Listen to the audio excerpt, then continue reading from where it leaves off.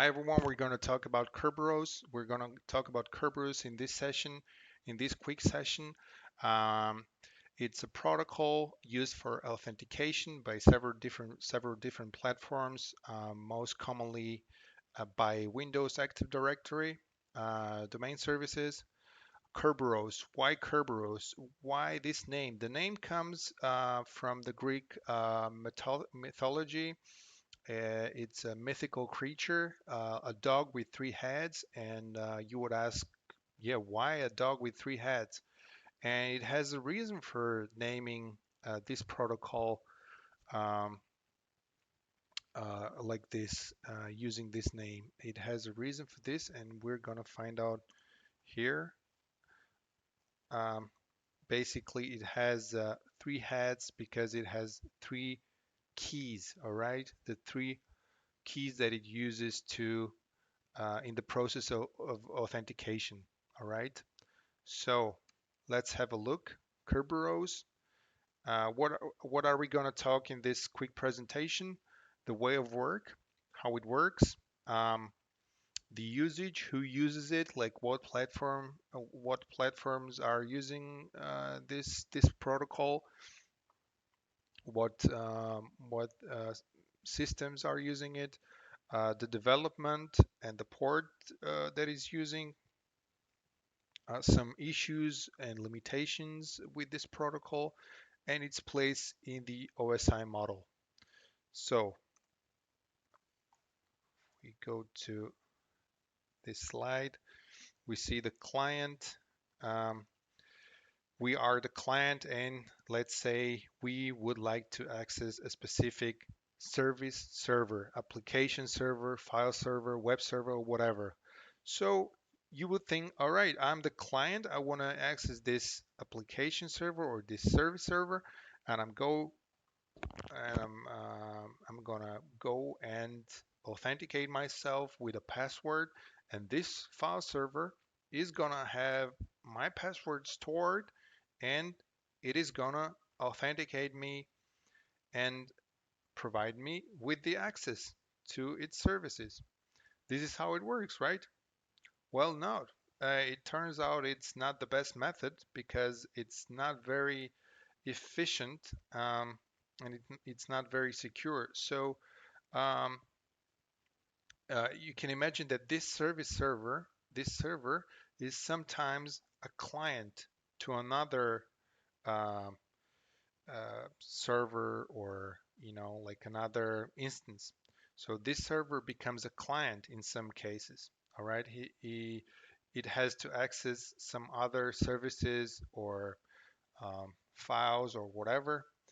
And if every server has to authenticate another server, it's gonna get too complicated to have um, this that many services and that many works to be done by a server. Its main purpose is to provide you access to an application, but not to authenticate you. Like it's getting too complicated. So, and in order to avoid this, um, they came with the MIT came with the following concept that they're going to use a third-party server that you can see right here, which is called the Key Distribution Center, that is going to do all this work for us. It's a fully trusted third-party server, and it runs on each domain controller as part of Active Directory domain services. All right, so it's fully integrated domain services into the domain services role of Windows Server. Okay, so when you install Windows Server and you install Active Directory domain services role, it's fully integrated. It's already in there. All right, you don't have to install it separately. This Kerberos server or service. Okay, so what happens? What happens when you try to enter this Active Directory domain service? All right, what does it do? It holds all the passwords. It has your password, the password of the client. It has the password of the server that you want to access, it has another password, another key. In that case, we're calling it keys. We're calling them keys. It has another key that is responsible for creating a ticket in order for you to access a specific service server. Okay? It works with ticket. Remember, every time you hear anything about Kerberos protocol or anything to do with Kerberos or key distribution center, bear in mind it uses keys every time. It uses it provides keys in order to for you to be able to enter or access um, different types of servers. Okay, so these tickets is a very important part. These tickets are a very important part of the process of the concept. Um, they have a secret part, which, as you can see here, for example, you can imagine a ticket that has a secret part that is hidden behind this barcode, right? Um, when you give it to a server would scan this barcode with a special key, and it's going to extract the secret information. And this is the public information that is not important, not secret. Okay, so it has this information that is open, and this when this part gets scanned by the server, it pulls out all the secret, all the essential information, which is like very, yeah, like very secret and very important information that is not supposed to leak out. All right. So this barcode is always and, and generated and decrypted by a key. All right. It uses these three keys we're gonna talk about a little later. So basically the client, so the major steps are the client sends an encrypted packet saying, okay, here I am. It, it authenticates himself in front of this KDC Kerberos instance. The Kerberos server sends a declaration form, a blank, you can imagine like a blank form or blank statement encrypted with a barcode to the client. The client fills it out, sends it back to the Kerberos instance, and the Kerberos instance then issues the final ticket for the client to access whatever service, uh, service, service server it wants. Okay, so in essence, it works like this. All right. This client creates this ticket or this request, this packet or this package, whatever you call it. It sends it to the Kerberos server and it says basically, hi, it's me, check the barcode. Or in other words, like, hi, if you want to see who I am, scan this barcode with the password. You have my password. All right, scan it and you see who I am. You can then validate my identity. This is what I'm sending when I'm the client, what I'm sending to the Kerberos server or the KDC. Okay, this is what I'm sending, like a very basic message saying, if you want to see my identity, scan this code. It's encrypted with a password that you have. All right. So the Kerberos service takes this request there, takes this packet, scans this barcode because, like we said, it has all the passwords. This guy here has all the passwords. He scans it. He's able to verify my identity, and he says, "All right, I see that's you. Um, here is declaration. Here is one declaration form, like another ticket. It's encrypted with my own key that only I'm owning. It's key B. I call it key B. This the one before was key A. This is my own key, my own password. So he uses the key B to send me this blank ticket, a blank form, which I fill out. Basically, I write, okay, um, Later on, I see, okay, I want to access a file server or whatever server. I fill it out, fill what I need basically. The barcode is something that he scans and he's able to decrypt. I'm sending it back with the barcode he provided me with the encryption he provided. This is the encryption done by the key B. He gets it, and he's able um, to authenticate me a lot faster because he actually doesn't have to validate my identity anymore. He's just scanning this barcode, and he sees immediately it's if it contains this barcode, it's fine. Like I don't need to verify his identity from scratch. It's a lot faster. Okay, that's why we have this a little complicated um, procedure with sending an initial package, then receiving a blank form, filling out a blank form, instead of sending a filled out blank form from the very beginning. Because right now we have a session with him with this barcode, and we can uh, communicate with the Kerberos service a lot faster. So what happens next? He based on the information I gave him, like about the server, he creates another ticket for me to enter later on the file server. Bear in mind that it's time restricted. This ticket is only valid for a certain period of time, 8 hours or 24 hours. It's encrypted, however, with the key number C.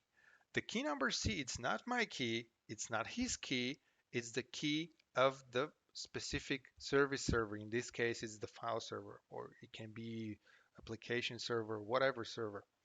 All right. So this key is for me, it's like this barcode is not means nothing to me. Like I can have this ticket, but like I'm going to a theater, I'm giving this ticket to the guy at the theater. He scans it, but he has the specific tools to encode it. And this is what the file server is going to do with this ticket. To me, it's nothing. I cannot do anything with this barcode. All right. But he's gonna scan that later, and he's gonna figure out everything about who I am and everything. So this is what I'm doing. I'm giving this same ticket that the Kerberos server gave me. I'm going to the file server this time, and um, yeah, I'm giving this ticket to him. He scans this barcode. He is able um, to read it because it has been created with the key number 3 that is used by uh, yeah that is owned by the Kerberos server as well. So what he does is, okay, he identifies me, he sees who I am, he sees that I have access now, and he sends me just like an approval. He gets that ticket with the same barcode, like same encryption. It says it back to me saying approved, validated. We can have a connection. We can communicate from now on. So this is what happening. This is what's happening in essence with the Kerberos authentication. These are the steps. So let's talk about the usage. He uses Kerberos, all right? Is it only Windows? Is it only Microsoft? Is it like the does it belong to Microsoft? And it turns out no, it's not the case. It's used also by another Active Directory competitors like Apache Directory or IBM Tivoli Directory Server. They also have similar services and similar functionalities, and they use that Kerberos protocol as well. All right. So primarily, Microsoft has used the Kerberos protocol as the default authentication method in Windows and is an integral part of the Windows Active Directory service. All right. So mostly when you hear about Kerberos, you would think about Windows Active Directory. Okay. Development.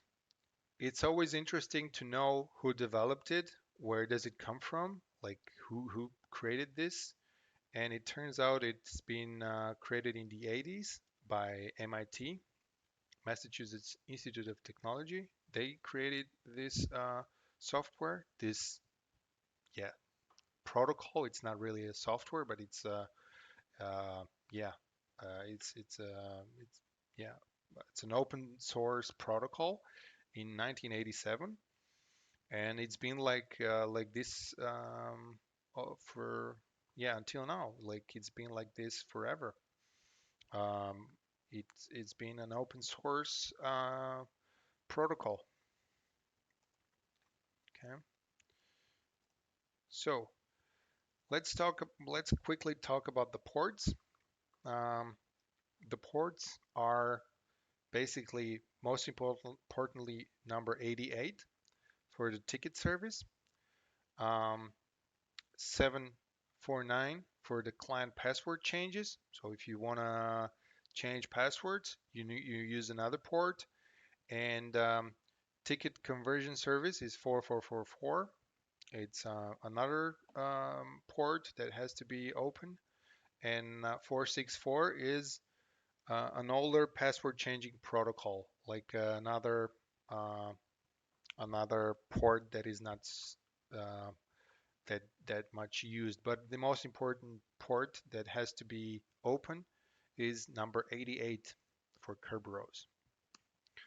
All right. So what are the issues or limitations, let's say?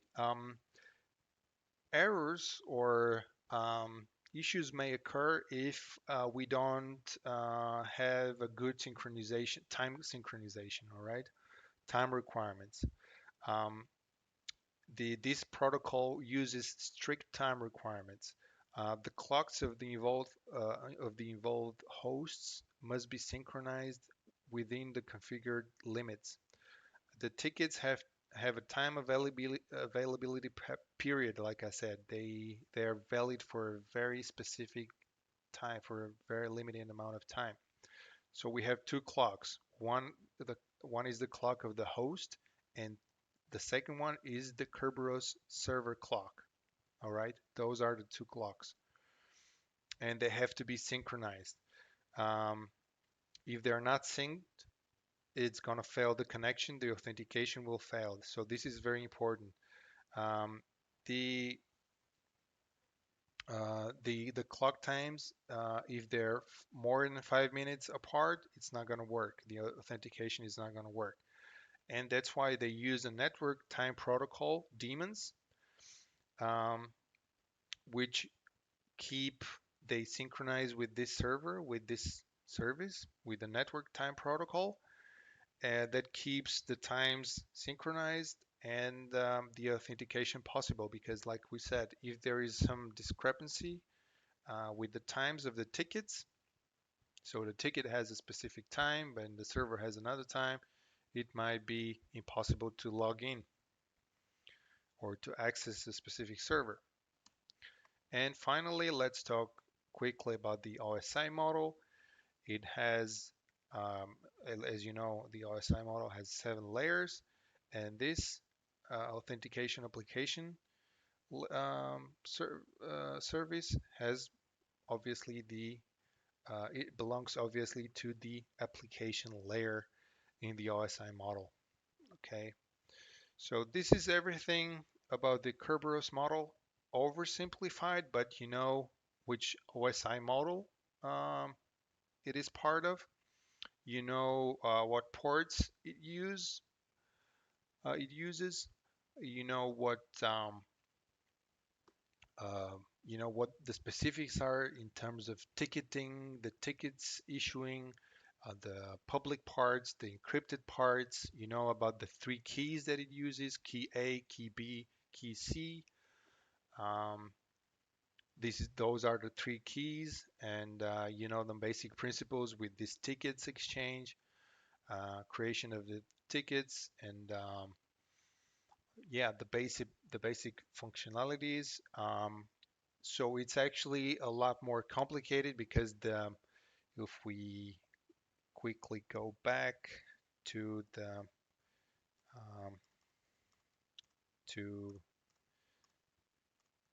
this slide, let's say The Kerberos instance is actually um, split into two services. All right. It's actually a little more complicated than what I explained it, but this is just the initial part to understand the basic principles because this Kerberos server or service has two parts. One is for one is specifically for the tickets. All right, it's first you authenticate yourself in front of the uh, ticketing server, let's call it like this.